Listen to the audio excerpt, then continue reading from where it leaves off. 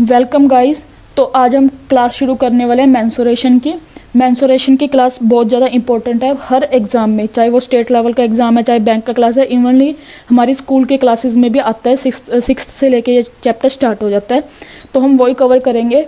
ज़रूरी नहीं है सिर्फ ये बैंक वाले के लिए या स्टेट लेवल वालों के लिए, ये सिक्स्थ क्लास से ही हम स्टार्ट करने वाले हैं। तो आज हम क्लास फर्स्ट करेंगे। इससे पहले मैंने दूसरे चैप्टर भी कवर करवाए हैं, तो वो दूसरे चैप्टर भी मेरे पिछली क्लासेस के देख सकते हो आप। तो मेंसुरेशन में क्या होता है, हम सब सिक्स सेवन क्लास से पढ़ते आ रहे हैं। स्क्वायर होता है, रेक्टेंगल होता है, ठीक है। मेनली क्या होता है ना कि जो मेंसुरेशन होता है ये दो पार्ट्स में डिवाइड होता है। एक होता है 2D, एक होती है 3D, ठीक है। 2D हमने नॉर्मली स्कूल्स में पढ़ी होती है, जैसे स्क्वायर हो गया, रेक्टेंगल हो गया। पर 3D भी हमने थोड़ी थोड़ी पढ़ी होती है, ठीक है। इनमें क्या क्या होता है, 2D में आ जाता है स्क्वायर, रेक्टेंगल, ट्रायंगल, ठीक है। और इसमें आप ले लो सर्कल, ठीक है। और 3D में हम ले लेते हैं क्यूब, क्यूबॉइड, स्फेयर, ऐसी फिगर्स, ठीक है। इतना ही नहीं है, बहुत और भी बहुत कुछ होता है, ठीक है। लेकिन 2 और 3D में फ़र्क क्या होता है कि जो 2D होता है ना, इसमें दो ही चीज़ें कंसीडर करते हैं, जैसे सिर्फ लेंथ और ब्रेड्थ ले ली, ठीक है। लेकिन 3D में नाम से 3 चीज़ें आ जाती है, लेंथ भी आ जाती है, ब्रेड्थ भी आ जाती है और हाइट भी आ जाती है। ये होती है 2D और 3D। और जैसे हमने देखा है स्क्वायर हो गया, रेक्टेंगल हो गया, ट्रायंगल होगी, सर्कल हो गया, क्यूब, क्यूबॉइड, ये सारी चीज़ें होती हैं। इसमें हम क्या करते हैं ना कि चलो एक बार इसको रब करते हैं। इनमें हम क्या क्या चीज़ें फाइंड करते हैं, एक तो हम फाइंड करते हैं इनमें पेरीमीटर, ठीक है, या इसको ही हम सर्कमफ्रेंस भी बोल देते हैं। किसमें सर्कमफ्रेंस बोलते हैं वो मैं बता दूंगी। एक होता है एरिया, ठीक है, एक होता है वॉल्यूम। ये 3 चीज़ें फाइंड करते हैं। और इन तीनों चीज़ों में क्या क्या डिफरेंस है वो क्लियर कर लो। पेरीमीटर क्या होता है, कोई भी शेप ले लो, जरूरी नहीं है स्क्वायर, रेक्टेंगल। मैंने कोई भी ऐसे अपनी तरफ से ऐसे शेप बना दी, ठीक है। मुझे नहीं पता है कौन सी शेप है, कोई इसको स्टार बोलेगा, कोई कुछ भी बोलेगा, पर मैंने नॉर्मल इसकी एक शेप बनाई है। तो पेरीमीटर क्या होता है ना, जितनी भी इसकी साइड्स हैं, यहाँ से शुरू कर लो, ये साइड होगी, ये साइड, ये साइड, ये साइड, ये साइड, ये साइड, ये जैसे ये 1 सेंटीमीटर है, ये भी 1 ले लो, ये 2 सेंटीमीटर है, ये 1 है, ये 1 है, इसको 2 ले लो, 1 1 1 1 2 2। तो पेरीमीटर में क्या होता है कि सारी साइडों का प्लस करना होता है। सिंपल पेरीमीटर की डेफिनेशन ही यही है, सम ऑफ ऑल साइड्स। चाहे वो स्क्वायर है, ट्रायंगल है, रेक्टेंगल है, कुछ भी है, पेरीमीटर हमेशा क्या होता है, सम ऑफ ऑल साइड्स होता है, सिर्फ साइडों का प्लस। जैसे 1 + 1 2, 2 + 2 4, 4 + 1 5, 5 + 1 6, 6 + 2 8, 8 + 1 9, 9 + 1 10, 10 + 1 11, 11 + 2 12 हो गया, 12 + 2 14, 14 और 2 16। तो इसका पेरीमीटर क्या निकल गया, 16। और वो क्या है ना, जो अपना करते हैं कि स्क्वायर में कहोगे फॉर्मूला होता है, रेक्टेंगल में कहोगे फॉर्मूला होता है, वो लिखवाऊंगे, पर नॉर्मली वो इनसे ही बनता है, सम ऑफ ऑल साइड से। एक बार होता है वो चीज़ें समझ लो। उसके बाद आता है एरिया। एरिया क्या, स्पेस बाउंडेड बाय बाउंड्री, ठीक है। मतलब मैंने ऊपर सिंपल लिखा sum of all sides, sum of boundary भी लिख सकते हो। बाउंड्री मतलब जो जो साइडों पे बाउंड्री बनी है। स्पेस क्या होगा, इस बाउंड्री से जो स्पेस बनी है, मतलब ये वाली जो स्पेस बन गई अंदर, सिर्फ अंदरली जो आउटर बाउंड्री से जितनी भी स्पेस बन गई उसको एरिया बोलेंगे, ठीक है। तो एरिया निकालने का भी अभी जैसे इसको भी निकाल लेंगे तो कुछ ना कुछ मेथड से निकल जाएगा एरिया। वॉल्यूम क्या होता है, कैपेसिटी। कैपेसिटी का मतलब कि वो उस चीज़ के अंदर अपना कितना चीज़ आप उसको कहते हैं होल्ड करके रख सकते हैं। जैसे हम ले लें अपने घरों की छत वाली टैंकी ही ले लो, ठीक है। उसके अंदर कितने पानी आ सकता है, 500 ml की है, 1 लीटर की है, 2 लीटर की है, तो वो उसका वॉल्यूम है। जैसे हम पानी वाली बोतलें ले लें कि उसके अंदर कितना पानी आ सकता है, उसको हम वॉल्यूम बोलते हैं कि उसके अंदर कितना पानी आ सकता है, उसके अंदर कितनी चाय डाल सकते हैं, ऐसी चीज़ों को हम बोलते हैं वॉल्यूम। एरिया क्या हो गया कि वो स्पेस कितनी घेरता है। जैसे मैं अभी नॉर्मली जैसे अपन घर लेते हैं, ठीक है, घर का एरिया निकलेगा कि वो घर कितनी जगह घेरेगा, तो उसको तो हम बोलेंगे एरिया। उस घर के ऊपर अगर एक टैंकी लगवा दी, उस टैंकी में कितना पानी पड़ेगा वो उसका क्या है, वॉल्यूम। मतलब चलो टैंकी ऊपर चले गए, जैसे घर बना दिया, घर कितनी जगह घेर रहा है, ठीक है, कितना एरिया घेर रहा है, वो तो उसका एरिया हो गया, कितनी स्पेस घेर रहा है वो एरिया हो गया। वो उस घर में कितने लोग रह सकते हैं, कितने लोगों की कैपेसिटी बनाई है उस घर में रहने के लिए, वो उसका क्या हो गया, वॉल्यूम। ठीक है, अब 3 चीज़ों में डिफरेंस क्लियर हो गया। पर ये मतलब ये ना समझना कि सिर्फ ये 3 होते हैं। जैसे अभी एरिया है ना, तो वो 3D में जाके आगे डिवाइड हो जाता है, lateral surface area, total surface area, वो आगे जाके डिवाइड होगा। जैसे जैसे करेंगे मैं वो भी बता दूंगी कैसे होता है। एक बार जो आज हम हैं तो आज मैं आपको सिर्फ एक रेक्टेंगल और स्क्वायर का बेसिक बताऊंगी, सिर्फ बेसिक, ज़्यादा लेंथ में नहीं, सिर्फ बेसिक बेसिक, क्योंकि आज फर्स्ट क्लास भी है, हम स्टार्टिंग से स्टार्ट कर रहे हैं।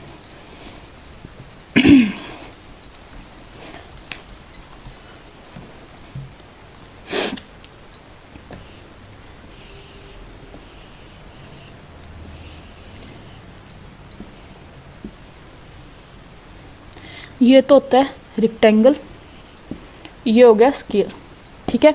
दोनों में डिफरेंस क्या होता है, जो रेक्टेंगल है इसकी आमने सामने वाली साइड इक्वल होती है, इसके इक्वल ये होगी और इसके इक्वल ये होगी, और स्क्वायर की चारों साइड इक्वल होती हैं। तो भी अगर पेरीमीटर निकालें, वैसे तो वही होता है सम ऑफ ऑल साइड्स, लेकिन अगर वो फॉर्मूला करते हैं ना, तो उससे नॉर्मली फॉर्मूला बन जाता है 2 मल्टीप्लाई लेंथ प्लस ब्रेड्थ, और इसमें क्या हो जाएगा 4 मल्टीप्लाई साइड, ठीक है। इसमें एरिया लेंथ मल्टीप्लाई ब्रेड्थ, और इसमें एरिया साइड स्क्वायर।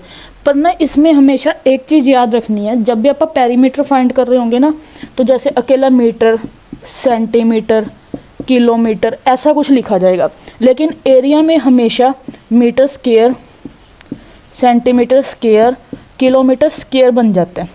क्योंकि क्या है ना, पेरीमीटर में क्या बोला था, सिर्फ सम करते हैं, तो सम में कोई फर्क नहीं पड़ता। एरिया में हम क्या करते हैं, मल्टीप्लाई करते हैं। मल्टीप्लाई में अब पहले भी पढ़ते हैं कि पावर्स प्लस हो जाती हैं, तो एक इसकी पावर एक इसकी पावर, वो क्या बन गया 2। ऐसे अगर वॉल्यूम करेंगे, वॉल्यूम में मैंने कहा था 3 चीज़ें हो जाती हैं, तो उसमें पावर क्या बन जाएगी, 3 बन जाएगी। ये चीज़ें क्यों बताई, क्योंकि कई बार ना सम में एरिया गिवन होता है, लेकिन सम में ये नहीं लिखा होता कि ये एरिया, वो वहाँ पे सीधा लिख देते हैं 784 सेंटीमीटर स्क्वायर। तो आपको देख के अभी स्क्वायर आ गया, इसका मतलब ये आपको एरिया गिवन है, ये आपको वहाँ देखना पड़ता होता है, इसलिए मैंने बताया आपको। ठीक है। और एक और चीज़, अगर सब में कुछ आपको कन्फ्यूज़न हो ना, कि जैसे चलो इसमें तो सब कुछ इक्वल होता है, तो नॉर्मली हम बाय डिफ़ॉल्ट क्या करते हैं, इसको लेंथ मानते हैं, इसको ब्रेड्थ। मतलब कहने का मतलब है जो बड़ी वाली होगी उसको लेंथ मानना, अगर कुछ नहीं गिवन, ठीक है, तो हम नॉर्मली इसको लेंथ और ब्रेड्थ लेके चलते हैं। समझ आ गया। उसके बाद एक चीज़ होती है डायगोनल। डायगोनल होती है जो 2 साइडों को मिलाए, जैसे ये डायगोनल हो गया, ये डायगोनल, इसमें ये डायगोनल, इसमें ये डायगोनल। इसमें क्या होता है ना, जो डायगोनल है वो ना यहाँ बाइसेक्ट करते हैं। बाइसेक्ट का मतलब, अगर ये पूरी की पूरी डायगोनल 8 सेंटीमीटर की है, तो बाइसेक्ट का मतलब जहाँ भी बाइसेक्ट लिखा गया उसका मतलब होता है कि वो इक्वल हिस्सों में डिवाइड कर रही है। अगर ये टोटल 8 है तो 4 इधर रह जाएगी, 4 इधर रह जाएगी। सेम इधर होता है कि अगर ये भी बाइसेक्ट करती हैं, ठीक है। लेकिन इसमें क्या होता है, एक चीज़ होती है, चलो अगर कई बार डायगोनल दिया हो इसमें रेक्टेंगल में, तो इसका फॉर्मूला होता है लेंथ स्क्वायर प्लस ब्रेड्थ और इसकी रूट। और इसमें डायगोनल का फॉर्मूला क्या होता है, रूट 2 इंटू साइड, ठीक है।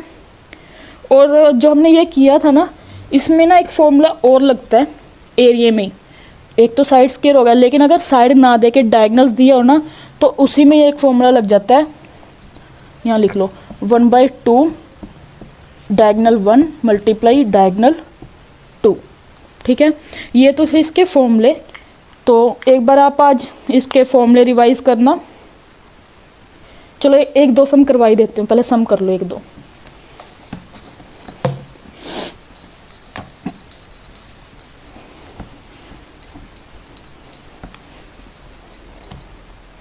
जैसे मैंने दे दिया कि एक रूम की लेंथ दे रखी है 5.5 मीटर और ब्रेड्थ दे रखी है 3.75 मीटर।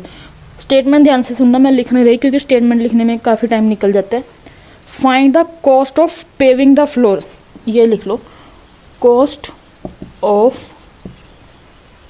Paving the floor.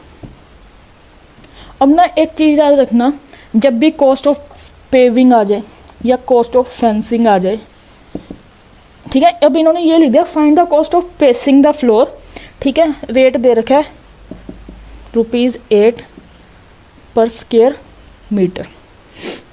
जब भी एक ऐसा कुछ आए ना, cost of paving, cost of fencing, तो इसमें क्या होता है ना, फेंसिंग अगर सुना हो, जैसे कोई रूम है तो इसकी चारों साइडों पे जो बाउंड्री नहीं लगा देते, जैसे हम खेतों पे जाएं या कोई प्लॉट वगैरह ले लेते हैं तो आउटर बाउंड्री करते हैं ना, वो तारे सी लगा के, ठीक है, कंडों वाली, उसको फेंसिंग बोलते हैं।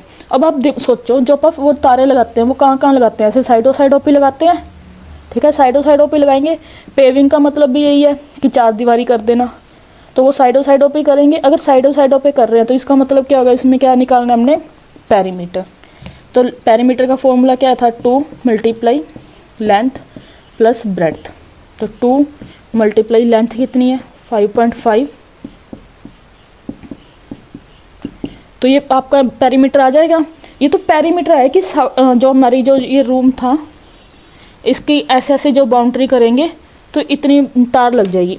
पर उन्होंने कॉस्ट पूछी है कि अगर 1 मीटर लगती है तो 8 रुपये की है, अगर इसको 8 से मल्टीप्लाई कर दें तो टोटल कॉस्ट भी निकल जाएगी। ये सब हो गया आपका, अगर करना है तो कर लेते हैं आगे।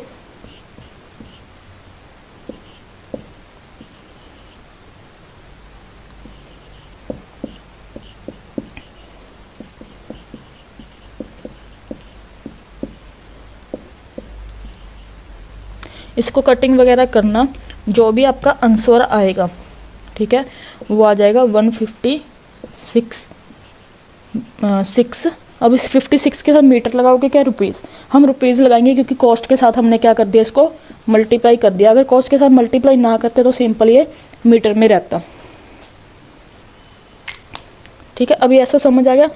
अब हम जो नेक्स्ट क्लास होगी ना उसमें हम इनके सम ही रिवाइज करेंगे, जैसे लेंथ ब्रेड्थ ले लिया या डायगोनल वगैरह ले लिया, या डायगोनल कुछ भी ऐसे सिर्फ और सिर्फ स्क्वायर और रेक्टेंगल के ही सम आगे कंटिन्यू करेंगे। थोड़े डिफ़िकल्ट भी जाएंगे और मतलब एक बस बेसिक से स्टार्ट करेंगे।